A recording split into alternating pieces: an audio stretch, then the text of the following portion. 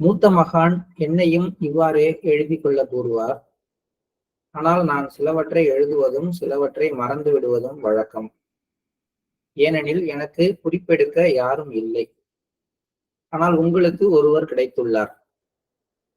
அவர் ஆன்மீக பயிற்சி சம்பந்தமான சில விசேஷ விஷயங்களை எழுதுமாறு கூறினார். இறுதி பரம்பொருளுடன் ஐக்கியமான பிறகு அனைத்தையும் எனக்கு கூறினார். அவரது அனுபவம் உங்களுக்கும் அனுப்பப்பட்டது. இப்போது உங்களது பதவி நிலையில் பல்வேறு தொந்தரவுகள் இருப்பதால் நீங்கள் பக்கம் பக்கமாக எழுத வேண்டியுள்ளது. நீங்கள் என்னையும் அதிகமாக ஈர்த்துள்ளீர்கள். ஆகவே அனைத்தையும் கவனத்தில் கொள்ள வேண்டியுள்ளது. இந்த மூத்த மகான் அப்படிங்கிறவர் என்னுடைய ஒரு யூகத்தின்படி யாருன்னா லாலாஜியுடைய குருவாக இருக்கணும். அது நான் உங்களுக்கு அதை பத்தி இன்னொரு நாளைக்கு பேசுறேன். அவர் அவருடைய மகா சமாதிக்கு பிறகு லாலாஜியோடு இது போலவே உள்முக தொடர்பு கொண்டு நிறைய சொல்லியிருக்கார் அப்படின்னும்.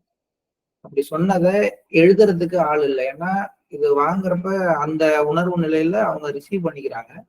அந்த ரிசீவ் பண்ணதை அவங்க சொல்ல சொல்ல வேற ஒருத்தர் தான் எழுதி ஆகும். இப்ப பாபுஜிக்கு பாபு மதன் மோகன்லால் இருக்காரு. ஸோ இதெல்லாம் பாபுஜி கேட்டு அவருடைய வாயால அவர் சொல்ல சொல்ல மதன் மோகன்லால் அதை அப்படியே குறிப்பாக எழுதி கொண்டு வருகிறார். அதுக்கப்புறமேட்டுக்கு அவங்களுக்கு அது தெரியாது நம்ம என்ன சொன்னோம் அப்படிங்கிறது திரும்பி படிச்சு பார்த்தாதான் தெரியுங்க. அதுதான் லாலாஜி சொல்றாரு, உங்களுக்கு குறிப்பெடுக்கிறதுக்கு ஒருத்தர் இருந்தாரு, ஆனா எனக்கு யாரும் இல்லை. ஆன்மீக பயிற்சி சம்பந்தமாக விசேஷ விஷயங்களை என்னுடைய அந்த மூத்த மகான் எனக்கு எழுதுமாறு கூறினார். அவர் இறுதி பெரும்பொருளுடன் ஐக்கியமான பிறகு, அதாவது மகா சமாதியான பிறகு எனக்கு அனைத்தையும் கூறினார். அவர் கூறிய அனைத்தும் அனுபவங்களாக உங்களுக்கும் நான் டிரான்ஸ்ஃபர் பண்ணியிருக்கேன். உங்களுக்கு நிறைய தொந்தரவுகள் இருப்பதால நீங்க இதை எல்லாத்தையும் எழுத வேண்டியிருக்கு. நான் என்ன பண்ணேன், அதை உள்ள வாங்கி அதை அப்படியே அனுபவமா உங்களுக்கு டிரான்ஸ்ஃபர் பண்ணேன். ஆனா நான் சொல்ற எல்லாத்தையும் எழுதி வைக்க வேண்டிய அவசியம் உங்களுக்கு வந்துள்ளது. அதோடு கூடவே நீங்கள் என்னையும் அதிகமாக ஈர்த்துள்ளீர்கள். என்னுடைய கவனத்தை அதிகமா நீங்க உங்க பக்கம் திருப்பி இருக்கீங்க. இது எல்லாம் என்னுடைய கவனத்துல இருக்கு. நீங்கள் அனுபவித்த அனைத்து விதமான பொருள் சார்ந்த இழப்புகளும் என்னால் தான் நிகழ்ந்ததென்று எனக்கு தோன்றுகிறது. சீடருடைய ஒரு ஒரு மாஸ்டருடைய அன்பு அதிகமாகும் பொழுது அவருடைய ஆன்மீக நிலையை தாண்டி அவருடைய லௌகீக விஷயங்கள் மேலேயும் மாஸ்டர் ரொம்பவும் கவனம் வைக்கிறார் அப்படிங்கிறத நம்ம புரிந்து கொள்ளணும். அப்படிங்கிறதுக்கு தான் இந்த ஸ்லைடு. நீங்கள் அனுபவித்த அனைத்து விதமான பொருள் சார்ந்த இழப்புகளும் என்னால் தான் நிகழ்ந்தது என்று எனக்கு தோன்றுகிறது. என்னிடம் இருந்து விடுபட்டு இதர விஷயங்களுக்காக ஒதுக்குவதற்கு உங்களுக்கு நேரம் இல்லை. இப்போதும் உங்களது நிலை அது போலத்தான் உள்ளது.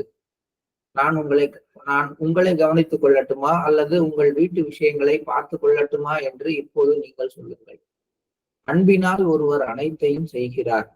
இது விஷயமாக மூத்த மகான் எனக்கு சில அறிவுரைகளை தந்துள்ளார். நான் அவரது வழிகாட்டுதலுக்கு இணங்குகிறேன். லௌகீக விஷயங்களில் இனி நீங்கள் ஒருபோதும் அவதிப்பட மாட்டீர்கள்.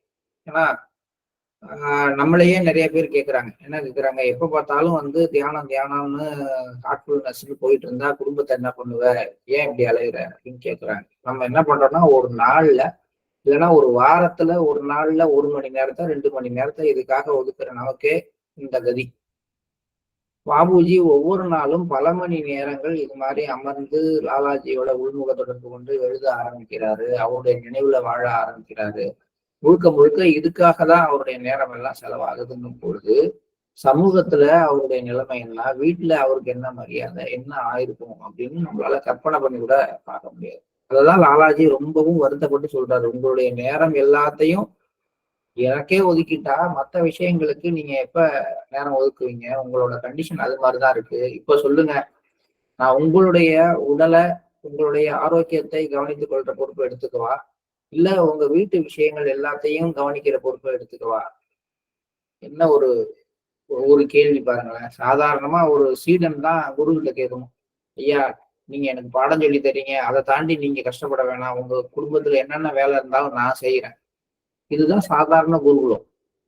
குருவுக்கு துணி துவைச்சு போடுறதுல இருந்து, குரு வீட்டுல உள்ள மாட்டை கவனிச்சுக்கிறதுல இருந்து, குரு வீட்டுல என்ன பொருள் வேணுமோ, காய்கறி வேணுமோ கொண்டாந்து கொடுக்கறதுல இருந்து எல்லாம் சீடர்களுடைய வேலை. எதுக்காக அப்படின்னா, குரு முழு நேரத்தையும் அவர்களுடைய கல்வி பணிக்காக ஒதுக்கணுங்கிறதுக்காக. இங்க ஒரு தலைகீழான ஒரு கேள்வி குருவால சீடர்கிட்ட கேட்கப்படுது. எனக்காக நீங்க எல்லா நேரத்தையும் ஒதுக்குறீங்க, உங்களை கவனிச்சுக்கிறதுக்கு யார் இருக்கா? உங்களுடைய உடல் ஆரோக்கியத்தை கவனிக்க நீங்க நேரம் ஒதுக்க மாட்டேங்கிறீங்க, அதை நான் கவனிச்சுக்கவா? இல்ல உங்களுடைய வீட்டு விஷயங்கள் எல்லாம் எப்படி நடக்குதுன்னு கூட கவலைப்படாம இதுல உட்காந்துருக்கீங்க, அதை போய் நான் கவனிச்சுக்கவா? என்ன செய்யணும்னு சொல்லுங்க, நீங்கள் சொல்லுங்கள். இப்ப என்னன்னா, தான் அவரை எஜமானனாக்கி தான் சேவகன் ஆகிற ஒரு கண்டிஷனுக்கு லாலாஜி போறார். அன்பினால் ஒருவர் அனைத்தையும் செய்கிறார். இது அன்பு தாங்க, வேற எதுவும் கிடையாது. முழுமையான அன்புல மூழ்கி இருக்கிறதுனால நான் கேட்கிறேன்னு சொல்றேன். அது விஷயமாக லாலாஜியினுடைய அந்த மூத்த மகானும் சில இன்ஸ்ட்ரக்ஷன் கொடுத்திருக்கிறாரு. பாபுஜியுடைய கண்டிஷன் இருக்கு, அவரை கவனிச்சுக்க வேண்டிய பொறுப்பு. அதை நான் தொடர்கிறேன். அதை விட முக்கியமா, இனி நீங்கள் ஒருபொழுதும் உலகாயுத விஷயங்களில் அவதிப்பட மாட்டீர்கள், எந்த சிக்கலும் உங்களுக்கு வராது. செல்வ செழிப்புடன் உங்களை ஒருபோதும் கைவிடாது. உங்கள்கிட்ட கொட்ட போகுது, பணம் கொட்ட போகுது. உங்களுக்கு எல்லா காலத்திலையும் தேவையான அளவுக்கு பணம் கை வரும். இது என் ஆசீர்வாதம். நீங்கள் எனக்கு செய்த அனைத்திற்கும் என்னால் பிரதி உபகாரம் செய்யவே முடியாது என்று எனக்கு தோன்றுகிறது. நீங்கள் பதிலுக்கு என்னிடம் எதையாவது கேட்டிருந்தால் நான் என் கடமையில் இருந்து விடுவிக்கப்பட்டிருப்பேன். இந்த இடத்துல ஒரு ரகசியம் சொல்றேன். சீடனுக்கு எப்படி குரு கிட்ட ஆற்ற வேண்டிய கடமைகள் இருக்கோ, அது மாதிரி குருவுக்கும் சீடன் மீது கடமைகள் உண்டு. ஒருவேளை சீடன் தான் செய்த எல்லாத்துக்காகவும் குரு கிட்ட ஏதோ ஒரு ஆசீர்வாதம் கேட்கிறாரு, ஏதோ ஒரு பிரதி, ஐயா எனக்கு ஒரு வேலை கொடுங்க, என் உடம்ப சரி பண்ணி விடுங்க, என் பையனுக்கு கல்யாணம் பண்ணி கொடுங்கன்னு ஏதாவது கேட்டுட்டாருன்னா, குரு அதை செஞ்சு கொடுத்துட்டாருன்னா சீடனுக்கு குரு செய்ய வேண்டிய கடமை முடிஞ்சு போச்சு. வேற ஒன்றும் அவர் கட்டுண்டவர் கிடையாது, கட்டுண்டவர் கிடையாது. இந்த ரகசியம் புரிந்தவர்கள் குரு கிட்ட எதுவுமே கேட்க மாட்டாங்க. ஏன்னா குரு கிட்ட எந்த விஷயத்தையும் கேட்காமல் இருக்கும் பொழுது அவர் சீடருக்கு கட்டுப்பட்டவராக இருக்கிறார். இதுதான் இந்த இடத்துல உள்ள ரகசியம். நம்ம இது வரைக்கும் ஏதாவது கேட்காம இருந்திருக்கோமான்னு தெரியல. இனிமேலாவது ஆன்மீக முன்னேற்றம் முதல் கொண்டு எதையும் குரு கிட்ட வரமாக கேட்க கூடாது. நீங்கள் கேட்டு அவர் செஞ்சிட்டால் அவருக்கு அதோட அவருடைய கடமை முடிந்த மாதிரி ஒரு கணக்கு எதுவுமே கேட்கல செய்யல அப்படின்னா ஏதோ ஒண்ணு பாக்கி இருக்கு. அந்த ஒரு பாக்கிங்கிறது என்னைக்குமே தொடர வேண்டியதாக இருக்குது. இப்போ நீங்க ஒருத்தர் உங்களுக்கு ஏதோ உதவி செய்யறாரு, பதிலுக்கு நீங்கள் ஒண்ணு செஞ்சிட்டீங்க அப்படின்னா உங்களுக்கு ஆமாந்தான் நீ செஞ்ச, உனக்கு நான் செஞ்சேன், சரியா போச்சுன்னு தொடர்ந்து அவர் செய்யறாரு. ஆனா நம்ம அவருக்கு செய்யறதுக்கு எந்த வாய்ப்புமே கொடுக்கல, அவர் எதுவுமே என்கிட்ட கேட்கலங்கிறப்ப இதயத்துல ஒரு நன்றி உணர்வு பாக்கி இருக்கு, செஞ்சோட்டு கடன் பாக்கி இருக்கு. அது எப்பயுமே தீராது. அந்த மாதிரிதான் லாலாஜி இங்க சொல்றாரு. நீங்கள் பதிலுக்கு என்னிடம் எதையாவது கேட்டிருந்தால் நான் என் கடமையில் இருந்து விடுவிக்கப்பட்டிருப்பேன். ஆன்மீக பயிற்சி மட்டுமே எஞ்சி இருந்திருக்கும். நீங்கள் உங்களை போன்று எவரையும் உருவாக்க கூடாது. இந்த மாதிரி யாரையும் உருவாக்கிடாதீங்க. ஏன்னா குருவை கட்டி போடுற சீடனாக நீங்கள் இருக்கிறீங்க. இந்த மாதிரி யாரையும் நீங்கள் உருவாக்க கூடாது. அதனால் அந்த நபரின் வாழ்நாள் முழுவதும் நீங்கள் கவலைப்பட வேண்டும். புரியுதா இல்லையா? என்ன சொல்றாருங்கிறது ரகசியமா சொல்றாரு. இந்த மாதிரி யாரையும் உருவாக்கிடாதீங்க. ஒரு வேலை உருவாயிட்டால் அவர் எவ்வளவு நாள் இந்த பூமியில இருக்கிறாரோ அவ்வளவு நாளும் அவருடைய நலனுக்காகவும் அவருடைய குடும்ப விஷயங்களை பார்த்துக்கிறதுக்காகவும் நீங்க கவலைப்படுற மாதிரி இருக்கும். இப்ப நான் அந்த கவலைப்பட்டுக்கிட்டு இருக்கேன். உங்களை கவனிச்சுக்கிட்டுமா, உங்க வீட்டை கவனிச்சுக்கிட்டுமாலாம் நான் கேட்கிறேனே, இந்த கவலை எல்லாம் எதனால வந்திருக்கு அப்படின்னா, என்கிட்ட நீங்க எதையும் எதிர்பார்க்காமல் எதையும் கேட்காமல் இருக்கக்கூடிய ஒரு நிலைய மெயின்டைன் பண்றீங்க. அந்த நிலையை நீங்க மெயின்டைன் பண்றதுனால எல்லாத்தையும் பார்த்துக்க வேண்டிய கட்டாயமும் கடமையும் எனக்கு நிக்குது. நீங்க ஜாக்கிரதையா இருங்க. இந்த மாதிரி யாருடைய கண்டிஷனையும் உருவாக்கிட்டீங்கன்னா கடைசி வரைக்கும் நீங்க கஷ்டப்படுற மாதிரி ஆயிடும் அப்படின்னு சொல்றாரு. மக்கள் எப்போதும் என்னிடம் அன்பை நாடி வருவார்கள், நீங்கள் அதை கூட கேட்கவில்லை. இது கூட நமக்கு ஒரு எண்ணம் வரும், மாஸ்டர்கிட்ட என்ன கேட்கக்கூடாதுன்னு. மாஸ்டர் நீங்க என் மேல அன்பு செலுத்துங்கன்னு கூட கேட்கக்கூடாது. ஆனா கேட்கக்கூடாதுங்கிறாரு ராஜாஜி. இருக்கிறதுலே பெரிய அவமரியாதை அதுதான் சொல்றாரு. நீங்க எதையாவது கேட்டா கூட எனக்கு வந்து வீடு வேணும், கார் வேணும், கல்யாணம் ஆகணும், உடம்பு சரியாகணும்னு கேட்டா கூட பரவாயில்ல. நீங்க என்னுடைய எனக்கு அன்பு செலுத்துங்க என் மேல அப்படின்னு கேட்கறது வந்து ரொம்ப அவமரியாதை. ஒரு இது சாதாரணமா பாக்குறப்ப அவனுக்கு வந்து தப்பா தெரியலாம். ஆனா உலகியல் வாழ்க்கையில பாருங்களேன், ஒரு பொண்ணு வந்து ஒரு பையன் இருக்கான், ஒரு பொண்ணுகிட்ட போய் என்ன நீ லவ் பண்ணு அப்படின்னு கேட்க முடியாது. என்ன கேட்கலாம்னா நான் உன்னை லவ் பண்றேன்னு சொல்லலாம். அந்த பொண்ணு திரும்பி பதிலுக்கு இந்த காதலை ஏத்துக்கொண்டால் கூட நான் உன்னை காதலிக்கிறேன்னு அதுவா சொல்ற வரைக்கும் வெயிட் பண்ண வேண்டியதுதான். நீங்க சொல்லு, நீங்க சொல்லு அப்படின்னு கேட்கறது வந்து ஒரு பண்பும் கிடையாது, மரியாதையும் கிடையாது, நியாயமும் கிடையாது. காதல் அதுவா வரணும். அது போலத்தான் இங்கேயும் இருக்காங்க. மக்கள் எப்போதும் என்னிடம் அன்பை நாடி வருவார்கள். குருவோட அன்புக்காக ஏங்கி ஏங்கிதான் எல்லாம் அங்க வர்றாங்க. நீங்கள் அதை கூட கேட்கவில்லை. உங்களது வாழ்க்கையிலும் பணியிலும் இது ஈடு இணையற்ற அம்சமாகும். அன்பு கூட எதிர்பார்க்காத நிலைமையில நீங்க என்னை சார்ந்திருந்தீர்கள் அப்படிங்கிறது ஒரு ஈடு இணையற்ற அம்சமாக உங்கள்கிட்ட இருக்கு. என்னிடம் அன்பு செலுத்துபவர்கள் பொதுவாக நான் அவர்களிடம் அன்பு செலுத்த வேண்டும் என்று விரும்புகிறார்கள். ஆனால் நீங்கள் இதை நினைத்து கூட பார்த்ததில்லை. என்னை பொறுத்தவரை மாஸ்டரிடம் அன்பை கேட்பது உச்சகட்ட அவமரியாதையாகும். இதுதான் நான் சொன்னேன். இவற்றின் பலனாக என் அனைத்து சக்திகளுடன் நான் உங்களுக்குள் முழுமையாக ஒன்றிணைந்தேன். அடுத்த ரகசியம், எப்படி மாஸ்டர் மெர்ஜ் ஆவாரு? எதையுமே கேட்காத மனநிலைக்கு நம்ம போகும்பொழுது மட்டும்தான் குருநாதர் நமக்குள்ளார ஒன்றிணையக்கூடிய, ஒன்றாக கலக்கக்கூடிய அந்த தூண்டுதல் அவருக்குள்ளார நிகழ்கின்றது. எதையுமே கேட்காம இருக்கிறப்ப அதான் சொல்றாரு, நீங்க எதையும் என்கிட்ட கேட்கல, என்னுடைய அன்பை கூட நீங்க எதிர்பார்க்கல, உங்களுடைய அன்பினால என்னை கட்டி போட்டு வச்சீங்க, எந்த நேரத்தையும் எனக்காகவே ஒதுக்குனீங்க. இப்படி ஒரு பயிற்சி நீங்க பண்ணதன் பலனாக என் அனைத்து சக்திகளுடன் நான் உங்களுக்குள் முழுமையாக ஒன்றிணைந்தேன். முன்னேற்றத்தின் ஒரே ஒரு நிலையை மட்டும் நிறுத்தி வைத்திருந்தேன். அந்த ஒரு நிலையையும் இப்போது மலர செய்து விட்டேன். மக்கள் தங்களது விருப்பப்படி அதை புரிந்து கொள்ளட்டும். இந்த எழுத்துக்களின் மதிப்பு பின்னர் அளவீடு செய்யப்படும் அப்படின்னு சொல்லி சொல்றாரு பாபுஜி. மதிப்பிற்குரிய லாலாஜியிடமிருந்து எழுதப்பட்டவற்றை வாசிக்கும் பொழுது மக்கள் என்னை நானே பாராட்டிக் கொள்வதாக எண்ணுவர் என்பதால் கடைசி 2 வாக்கியங்கள் என் பணிவான சமர்ப்பணத்திற்கு ஆனவை ஆகும். அது என்ன கடைசி 2 வாக்கியங்கள்னு பார்ப்போம். அதாவது ஒரே ஒரு நிலையை மட்டும் நிறுத்தி வைத்திருந்தேன், அதையும் இப்போது மலர செய்து விட்டேன். மக்கள் தங்களது விருப்பப்படி அதை புரிந்து கொள்ளட்டும். இந்த எழுத்துக்களின் மதிப்பு பின்னர் அளவீடு செய்யப்படும். அப்படின்னா என்னன்னா, அந்த பணிவோடு சமர்ப்பிக்கிறேன்னு கடைசி நிலைங்கிறது மகா பரிஷத். அந்த நிலையையும் மலர செய்துட்டா இப்போதைக்கு பிரபஞ்சம் வளாவிய ஒரே மாஸ்டர் அவர் தான் அப்படிங்கிறத மக்கள் புரிந்து கொள்ளட்டும். தன்னுடைய கண்டிஷன் என்னங்கிறத பணிவோடு சமர்ப்பிக்கிறார் பாபுஜி. இப்பொழுது கூட நீங்கள் என்னை தொடர்ந்து ஈர்க்கிறீர்கள். இவ்வளவு காலத்துக்கு அப்புறமும் நான் இந்த உலகத்துல இருந்து உடம்பை விட்டுட்டு மேல போனதுக்கு அப்புறமும் கூட உங்களுடைய ஈர்ப்பு அதிகமா தான் இருக்குது. நான் விடுதலை அடைந்திராவிடில் எனக்குள் மிக அதிக அளவு ஏக்கம் இருந்திருக்கும் என்பதை யார் அறிவார்? ஒருவேளை நான் வந்து இந்த பூமியிலேயே இருந்திருந்தேன்னா உங்களோடையே எந்த நேரமும் இருக்கணுங்கிற அளவுக்கு எனக்குள்ளார ஏக்கம் வந்திருக்கும். யார் அறிவார்? உங்களிடம் இருந்து இந்த ஈர்ப்பை விலக்க நான் விரும்பவில்லை. எனக்குள்ளார இந்த ஈர்ப்பு ஏற்பட்டிருக்கு. ஈவன் ஐ ஆம் இன் த பிரைட்டர் வேர்ல்டு. நான் வந்து ஒளி உலகத்துல இருந்தாலும், முற்றிலுமாக விடுதலை பெற்றவராக இருந்தாலும் அதை தாண்டி என்னை ஈர்க்கிறீங்க நீங்க. ஒரு காந்தம் வந்து இரும்பை ஈர்க்கிறது பெரிய விஷயம் கிடையாது. அது வந்து பிளாஸ்டிக்கையும் ஈர்க்கிற அளவுக்கு வலிமை உள்ளதா மாறுது அப்படிங்கிறது தான் அது ஒரு பியூட்டி. இது உங்களுக்கு அதிர்ச்சியை ஏற்படுத்தும். உரையாடலின் போது சில நேரங்களில் இந்த நிலையை நீங்கள் மறக்குமாறு நான் செய்கின்றேன். அதுதான் உங்களுக்கு அதிர்ச்சியை ஏற்படுத்துங்க. என்னோட பேசிக்கிட்டு இருக்கும்போது சில நேரங்கள்ல நீங்கள் என்னை ஈர்த்து கொண்டிருக்கின்ற அந்த நிலையை நீங்கள் மறக்கிற மாதிரி நான் செய்யறேன். இது நான் சொல்றது உங்களுக்கு அதிர்ச்சியை கொடுக்கலாம், ஆனா இதுதான் உண்மை.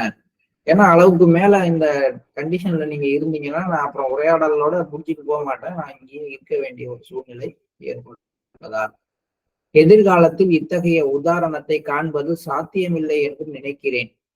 உங்களை உருவாக்கியதற்காக மூத்த மகான் என் மீது அதிக பாராட்டை பொழிந்துள்ளார். எப்பயுமே குருவுக்கு கிடைக்கிற பாராட்டு அவருடைய கண்டிஷனுக்கு கிடையாது. அவரு ஒரு சீடனை எப்படி உருவாக்கி இருக்காரு அப்படிங்கிறதை பொறுத்துதான். தன்னுடைய குரு தன்னை எப்படி புகழ்ந்துள்ளார், எதுக்காக புகழ்ந்துள்ளார் அப்படிங்கிறத லாலாஜி சொல்றார். மக்கள் இந்த மகா புருஷரை புரிந்து கொள்ள இயலாது என்று வருந்த மட்டுமே முடிக்கிறது. ஆனா இவ்வளவையும் கொடுத்திருக்கேன் இருந்தாலும் கூட உங்களை போற்றி பாராட்ட சீராட்ட உங்களுடைய பெருமை அருமைகளை புரிந்து கொள்ள யாராலையும் முடியாது. ஏன்னா நீங்க வேற லெவல் கான்சியஸ்ல இருக்கிறீங்க. உங்களுடைய சிந்தனைகளையும் உங்களுடைய உண்மையான உள்நிலையையும் புரிந்து கொள்ற தன்மை கூட உங்களை சுத்தி இருக்கிற மக்களுக்கு இல்லை. உங்களின் தகுதிக்கு ஏற்ப நீங்கள் பாராட்டப்பட மாட்டீர்கள். உங்களது உண்மை நிலையை நான் மட்டுமே அறிவேன். சில நேரங்களில் உங்களுக்கும் கூட அதை சுட்டி காட்டுகிறேன். உங்கள் நிலையின் கன நேர காட்சியை நீங்கள் காண விரும்பினால் அது இவ்வாறுதான் இருக்கும். பூரணமான உச்சகட்ட நிலையை எய்திய மகான்கள் உங்களது நிலையை தங்களது சொந்த அனுபவத்தின் அடிப்படையில் கூறினாலும், பூரணமான உச்சகட்ட நிலையை எய்திய மகான்கள் அப்படின்னு இருக்கிறவங்க அவங்க எக்ஸ்பிரஸ் பண்றாங்க பாபுஜியோட கண்டிஷன் இப்படிப்பட்டது அப்படின்னு சொன்னாலும் கூட அது உங்களின் குறைந்தபட்ச நிலையின் பாராட்டாகவே இருக்கும். அவங்க உங்களை எப்படி பாராட்டினாலும் அது உங்களுடைய நீங்கள் பெற்றிருக்கிற அந்த ஆன்மீக நிலையினுடைய ஒரு துளியை மட்டும்தான் அவங்களால பாராட்ட முடியும். உங்களுடைய குறைந்தபட்ச நிலை. ஒரு ஹைட்டுக்கு நீங்க போயிருக்கீங்க, அந்த ஹைட்டை ஃபுல்லா அவங்களால பார்க்க முடியாது. அவங்களால பார்க்க முடிஞ்சது நீங்க இருக்கிற ஸ்பிரிச்சுவல் கண்டிஷனுடைய வெரி லோயர் லெவல தான் அவங்களாலேயே பார்க்க முடியும். மொத்த பிரபஞ்சத்தின் மிக உச்சநிலை மாஸ்டராக நீங்கள் ஆக்கப்பட்டதற்கு இதுவே காரணம். அந்த அளவுக்கு உங்களுடைய ஆன்மீக முன்னேற்றம் இருக்கு. எது நிகழ்ந்தாலும் அது உங்கள் மூலமாக மட்டுமே நடைபெறும். எந்த விஷயமும் முதலில் உங்களுக்கே தெரிய வரும். ஆனால் இது முடிவல்ல. உலகத்துல இந்த பிரபஞ்சத்துல எது நிகழ்ந்தாலும், எந்த கோள்ல எது நிகழ்ந்தாலும், எந்த அளவு இயற்கை முடிவுகள் எடுத்தாலும் முதல்ல அது உள்ளுணர்வாக பாபுஜிக்கு வந்த பிறகுதான் நடக்க ஆரம்பிக்கும். ஆனால் இந்த கண்டிஷன் கூட முடிவானது கிடையாது. ஏன்னா இதுக்கப்புறம் உங்களை கேட்டுக்கிட்டுதான் எதுவும் நிகழணுங்கிற நிலைமையும் வரும். அதனாலதான் அவர் சொல்றார், இது உங்கள் அன்பின் விளைவின் ஆரம்பம் என்று கருதுகிறேன். முடிவு இன்னும் அதிக தூரத்தில் உள்ளது. உங்களது ஆட்சி இந்த பிரபஞ்சத்தை தாண்டி ஒளி உலகம் முழுவதும் கூட விரிவடையும். அது விரிவடைஞ்சிருக்கிறதுனாலதான் இன்னைக்கு விஸ்பர்ஸ் ஃப்ரம் த கிரேட்டர் வேர்ல்டுன்னு 4 பார்ட் இப்பயும் வந்துகிட்டு இருக்கு. இன்னமும் படிச்சுக்கிட்டு இருக்கோம். நம்ம இது 1944 1990 தொடங்கி 2016 வரைக்கும் தொடர்ச்சியாக பாபுஜி மற்ற மகான்கள் எல்லாரும் இங்க பேசினாங்கன்னா அதுக்கு காரணம் அவருடைய ஆட்சி ஒளி உலகம் முழுவதும் விரிவடைந்திருந்ததால் தான். அதான் அன்னைக்கே சொல்றாரு, 44லயே கிட்டத்தட்ட 40-50 வருஷத்துக்கு முன்னாடியே லாலாஜி அந்த விஷயத்தை சொல்றாரு. எந்த அளவுக்கு அவங்க ஒரு நீண்ட தூர ஒரு நோக்கம், ஒரு லாங் விஷன் அவங்களுக்குள்ளார இருக்கு. அங்கிருந்து பார்த்து அவங்களா சொல்றாங்க. அவங்க சொல்றதெல்லாம் விளையாட்டா இல்லை, எல்லாமே செயல்பாட்டுக்கு வருது. ஆனா காலகட்டம் வரல. நம்ம சொல்லிட்டு நமக்கும் அவங்களுக்கும் மாஸ்டர்ஸுக்கும் உள்ள வித்தியாசத்தை பாருங்க. நம்ம இது நடக்கட்டும்னு சொல்றோம், நடக்கலன்னா எனக்கு அந்த மனோசக்தி இல்லைன்னு தான் நம்ம முடிப்போம். ஆனா அவங்க நடக்கும் அப்படின்னு சொல்றாங்க. சொல்றது பாத்தீங்கன்னா உடனே நடக்கல. ஆமா லாலாஜி சொன்னார், ஆனா பாபுஜி கஷ்டப்பட்டுட்டு இருக்காரு, அவரை யார் மதிச்சா நம்ம சொல்லிட்டு. ஆனா 50 வருஷம் கழிச்சு பாக்குறப்ப அவர் 50 வருஷத்துக்கு முன்னாடி சொன்னது இங்க நடக்குது. அப்ப ஒரு விஷயத்த சொல்றோம், சொன்ன உடனே நடக்கல அப்படிங்கிறதுலாம் நம்ம மனோசக்தியை நம்ம இழந்துகிட்டு இருக்கோம். இப்ப இது எப்படி இருக்குதுன்னு கேட்டா, அடுப்பு பத்த வச்ச உடனே மேல வச்ச தண்ணி கொதிக்கலன்னா சரி அடுப்பு எரியல அப்படின்னு முடிவு பண்ற மாதிரி நம்ம நம்முடைய மனதையும் நம்ம மனதுடைய வலிமையையும் குறைத்து மதிப்பிடுகிறோம். ஆனா நமக்குள்ளார இருக்கிறது நம்முடைய மாஸ்டர். அப்படின்னா என்னுடைய எண்ணம் எல்லாமே சரியான திசையில, நான் கொடுக்குற எந்த ஒரு பாசிட்டிவ் ஒரு சஜஷனும் சரியான திசையில போய் செயல்படணும்.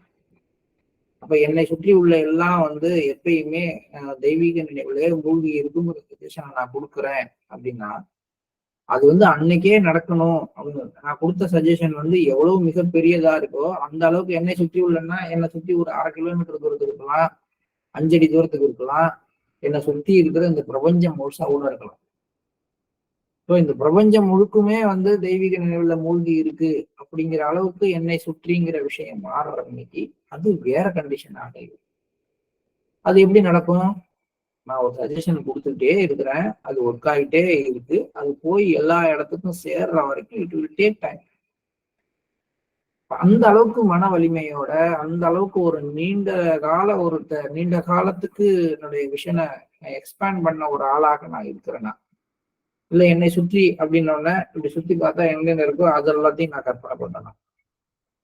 ஏன்னா என்னை சுற்றிங்கிற விஷயத்துக்கு நீங்க பாருங்க, ஒரு நட்சத்திரம் இருக்கு இங்கன்னு பார்த்தா, அதுவும் என்னை சுற்றி இருக்கிற ஒரு பொருள் தான். இப்ப நான் வந்து என் கண்களை மூடிக்கிட்டு என்னை சுற்றி உள்ள அனைத்தும் மாஸ்டருடைய நினைவில் மூழ்கி இருக்கின்றன அப்படின்னு நினைக்கும் பொழுது, அந்த நிலா, இந்த நட்சத்திரம், அந்த மேகம், அதை தாண்டி இருக்கக்கூடிய கோள்கள், அதுல இருக்கிற உயிரினங்கள், இந்த பிரபஞ்சத்தோட எல்லா வரைக்கும் எல்லாமே மூழ்கி இருக்குன்னு என்னால எடுத்துக்க முடியுமா? இல்ல அப்படி நம்ம நினைக்கிறோமா? அந்த அளவுக்கு நம்ம விரிவடையணும். அந்த அளவுக்கு நம்ம ஒரு சஜஷனை கொடுத்துட்டு அந்த சஜஷன் ஒர்க் ஆகுதுங்கிற நம்பிக்கையோட இருக்க வேண்டும். நமக்குள்ளார தோன்றதெல்லாம் நடக்கும். ஒரு ஒரு ப்ரிசெப்டரா இருக்கும், ஒரு அபியாசிக்குள்ளார ஒரு கேரக்டர் ஃபார்மேஷன், ஒரு சேஞ்ச் வரணும்னு நினைக்கிறோம். அவர்கிட்ட இருக்கிற கோபம் முழுவதுமாக மறைஞ்சி அவர் வந்து ஒரு நல்ல நிலைமைக்கு வரணும்னு நினைக்கிறோம். இல்ல அவர்கிட்ட இருக்கக்கூடிய ஒரு தீய பழக்கம் அவரை விட்டு விலகணும் அப்படின்னு மாஸ்டர்கிட்ட ப்ரே பண்றோம். உடனே அடுத்த சிட்டிங் வரப்ப என்னங்க அது போயிடுச்சு, அவங்கள விட்டு என்னங்க கோவப்பட்டது போயிடுச்சான்னு கேட்கிறோம். நமக்குலாம் என்னங்க நம்ம சொன்னா எது நடக்குது அப்படின்னு நம்ம முடிவு பண்றோம். அப்படிப்பட்ட மனநிலையில இருக்கவங்க எல்லாம் இந்த ஸ்லைடுல நடக்கிற விஷயங்கள், இந்த ஸ்லைடுல நான் பேசும்போது நினைச்சு பாருங்களேன். 1944 பாலாஜி சொல்லிட்டு உங்களுடைய ஆட்சி ஒளி உலகம் முழுவதும் கூட விரிவடையும் அப்படின்னு சொல்றாங்க. அது வந்து முழுசுமா உண்மையாகி இன்னைக்கு நம்ம கிட்ட இவ்வளவு புக்ஸ் இருக்கு. ஒளி உலகத்துல இருக்கக்கூடிய ஆன்மாக்களோடு பாபுஜியோடு நேரடியாக தொடர்பு கொண்டு மீடியம் பேசினாங்க. நமக்கு தேவை நம்பிக்கை, மன வலிமை, அதோடு கூடவே நம்மளும் மாஸ்டரும் ஒரே விஷயத்தை நோக்கி தான் போறோம். அவர் நமக்குள்ளார இருந்துதான் நம்முடைய சிந்தனைகளை விதைக்கிறார், நம்முடைய எண்ணங்களை விதைக்கிறார் அப்படிங்கிற அந்த தெளிவு நமக்கு தேவை. பொருள் சார்ந்த வேலைகளை உங்களால் சரிவர செய்ய முடியவில்லை, அதனால உங்களை விமர்சிப்பதற்கு மக்களுக்கு வாய்ப்பு கிடைத்துள்ளது. அவரு சோம்பேறிங்க, எந்த நேரமும் போய் உட்கார்ந்துட்டு இருப்பார், கண்ணை மூடிட்டு உட்கார்ந்து இருப்பாரு, வீட்டையே பார்த்துக்க முடியாதவர் கேட்டா இந்த ஊரை எல்லாத்தையும் சரி பண்றான் பாரு, உங்களை சரி பண்றான் பாரு. அவரு முதல்ல அவரு உடம்ப சரி பண்ணிக்கிட்டோம், அவரு வந்து அவரு வீட்டை ஒழுங்கா பாத்துக்கிட்டோம். இந்த வீட்டையே குப்பையா போட்டு வச்சிருக்கிறாரு, அவரு எப்படி மனசை சுத்தமா வச்சிருப்பாரு. இதெல்லாம் வந்து பாபுஜிக்கு வந்த விமர்சனங்கள் இல்ல, உங்களுக்கும் எனக்கும் நம் வீட்டுல நம்மை சுற்றி இருக்கிறவர்களால நம்ம கேட்டிருக்க விமர்சனங்கள் தானே.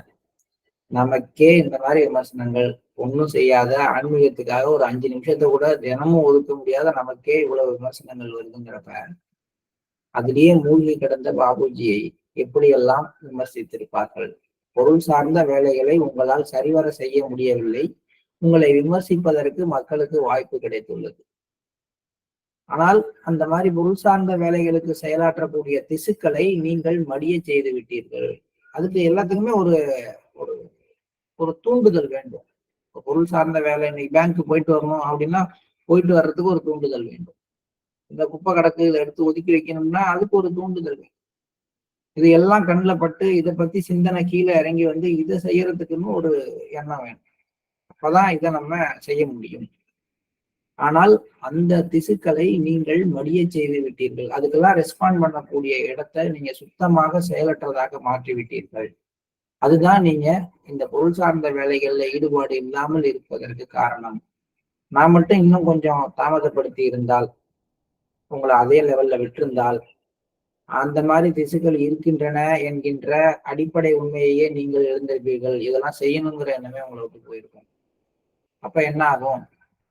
அதனால நீங்க ஒண்ணுக்கும் ஆகாதவராக ஒரே இடத்துல அமைதியாக ஆடாமல் அசையாமல் உட்கார்ந்துருக்கிற ஒருத்தரா மாறி போயிடுவீங்க. நான் இப்போதற்கு அதற்கு தடை போட்டு விட்டேன். இதற்கு மேல் நீங்கள் உங்களை அமைதிப்படுத்திக் கொள்வதை நான் விரும்பவில்லை. அதுக்கு பதிலாக உங்களது வேண்டுகோளுக்கு இணங்க நீங்கள் இறக்க இருக்கும் கடைசி வருடத்தில் அந்த குறிப்பிட்ட பயிற்சியை செய்ய நான் அனுமதிக்கிறேன். இதுதான் நான் அன்னைக்கு சொன்னேன், இன்னைக்கு சொல்றேன். அந்த பயிற்சியை செய்ய அனுமதிக்கிறேன் அப்படின்னு 1944 லாலாஜி சொல்றாரு. 1973, 74 பாபுஜி அந்த பயிற்சியை தான் ஆரம்பிச்சிருக்காரு. ஆரம்பிச்சு ஒரு வருடம் அத்தனை திசுக்களையும் சுத்தமாக அமைதி நிலைக்கு கொண்டு வந்து இருக்கிறார். அவருக்கு சிகிச்சை அளிக்கிற டாக்டர் அவர் சொல்றார், இவருடைய எல்லா உறுப்புகளும் பர்ஃபெக்ட் கண்டிஷன்ல இருக்கு. ஆனா இவர் ஏன் கண் முழிக்க மாட்டேங்கிறாருங்கிறது எங்களுக்கு தெரியல. ஒருவேளை அவர் அதற்கு விரும்பலையோ என்னமோ அப்படின்னு அவர் சொல்றாரு. ஆனால் ஒருவேளை அந்த டாக்டரோ இல்ல மத்தவங்களோ அப்ப பாபுஜிக்கு 1944 லாலாஜி சொன்ன இந்த விஷயம் தெரிஞ்சிருந்தா பாபுஜியோடைய இப்போதைய கண்டிஷன் தான் லாலாஜி அப்ப கொடுத்த அனுமதி அப்படிங்கிறத புரிஞ்சிட்டு இருப்பாங்க. இது உங்கள் இதயத்தின் இயக்கத்தை பூர்த்தி செய்வதற்காக மட்டுமே. ஆனால் உண்மையில் அதற்கான தேவை இல்லை. என் வாழ்நாளிலேயே உங்களின் நோக்கம் நீங்கள் நிறைவேறப்பட்டீர்கள். நீங்கள் திரும்ப வர வேண்டியதில்லை. லாலாஜி உயிரோட இருந்த போதே எல்லாமே நிறைவேறிடுச்சு அப்படிங்கிறதையும் காட்டுறார். நான் தற்போது உங்களை எதை எழுத சொல்வேன்? நான் அறிந்த உங்களது பெருமைகள் அனைத்தையும் கொட்டி தீர்க்க வேண்டும் என்று என் இதயம் இயங்குகிறது. எதையாவது எழுதணும்னு வந்தா எனக்கு ஆன்மீகத்தை பத்தி எல்லாம் பேச தோண மாட்டேங்குது. உங்களுடைய ஸ்பிரிச்சுவல் கண்டிஷன், உங்களுடைய குவாலிட்டிஸ், நீங்கள் இதுக்காக செலவு பண்ற உங்களுடைய நேரம் அப்படின்னு உங்களுடைய பெருமைகளை பேசத்தான் எனக்கு என்னுடைய இதயம் இயங்குகின்றது. அந்த நிலையை உங்களிடம் உருவாக்கிய பண்பு இந்த தலைப்பு பற்றி நான் கூற நீங்கள் எழுதலாம். அதற்கான அடித்தளம் சில நாட்களுக்கு முன்புதான் போடப்பட்டது. உங்கள் மனதில் உள்ள கவலை உணர்விற்கு காரணம் இருக்கிறது. ஏட்டியின் நிலை இப்போது ஒடுங்கிய பாம்பை போன்றது. இதற்கு முன்பும் அவரால் எந்த தீங்கும் செய்ய முடியவில்லை, இப்போதும் செய்ய முடியாது. ஏன்னா அவர்கிட்ட இருக்கிற எல்லாத்தையும் ஸ்நாட்ச் பண்ணி எடுத்தாச்சு. அவர் தன்னை ஒரு ஆன்மீக குருவாக நினைத்து கொண்டிருக்கிறதோ, அவர் என்னோட பிரதிநிதின்னு நினைச்சிட்டு இருக்கிறதோ இனிமே ஆகாது. இனிமேற்கொண்டு அவருடைய மனோசக்தியை பயன்படுத்தியும் உங்களுக்கு எந்த விதமான தொல்லையும் கொடுக்க முடியாது. ஏன்னா அவருக்கு கொடுக்கப்பட்டிருந்த அனுமதி முதற்கொண்டு எல்லாத்தையும் நான் திருப்பி எடுத்துட்டேன் அப்படிங்கிறத சொல்றார். அவருக்கு தீங்கிழைக்கும் எந்த சக்தியும் அவரிடம் இல்லை. இது பாபு மதன் மோகன்லாலின் எண்ணங்களுக்கான பதில்.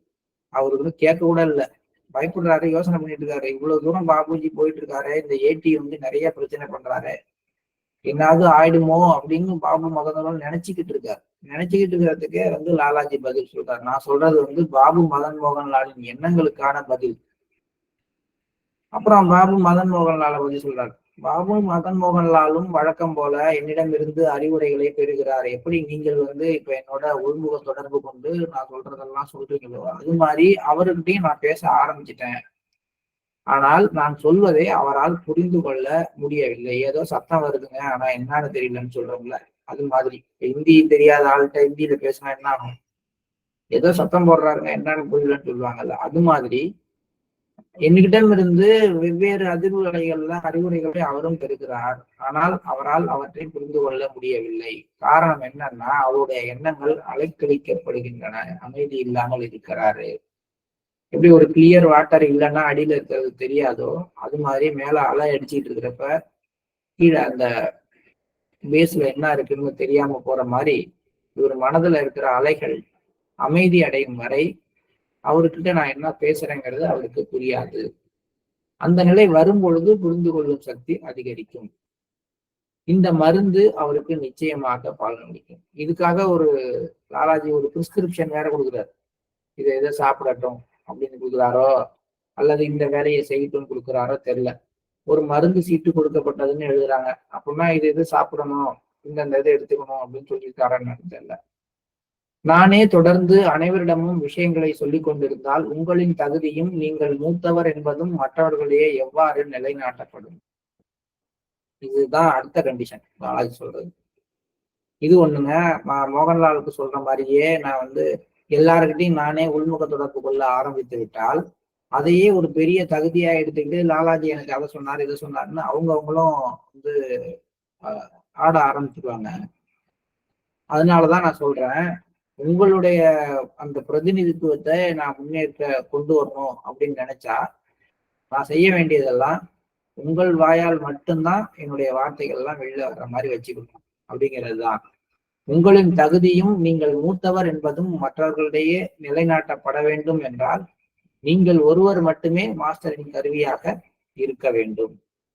அடிமட்ட நிலைக்கு இறங்கி வரும் பழக்கத்தை நீங்கள் வளர்த்து கொள்ளுங்கள். இல்லை என்றால் உங்களை போன்ற தகுதி வாய்ந்த ஒருவரால் பொதுவாக பயிற்சி அளிக்க முடியாது.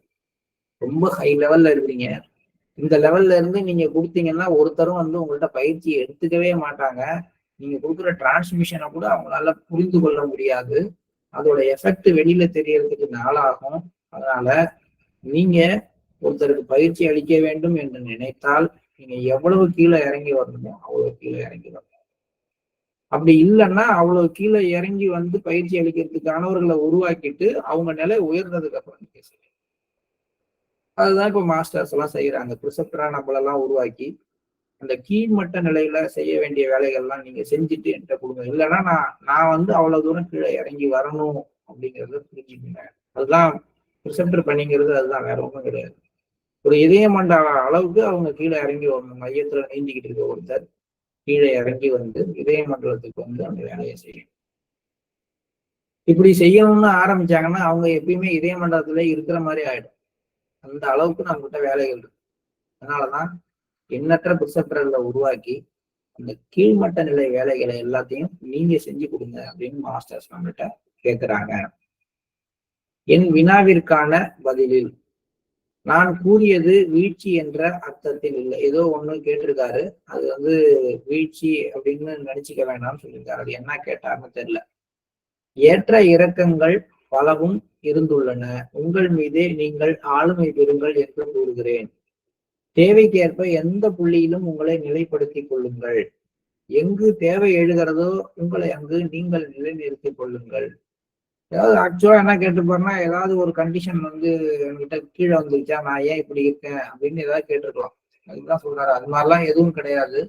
நீங்க தான் என்ன பண்ணணும், மனசை வந்து ஒரு விஷயத்துல நிலை நிறுத்தி அதுல ஆளுமை பெற்று வேலை செய்யணும். ஏன்னா நீங்க எல்லாத்தையும் அமைதிப்படுத்துறதுக்கே இருக்கீங்க. அதுல இருந்து மாறி வரணும் அப்படின்னு சொல்றாரு.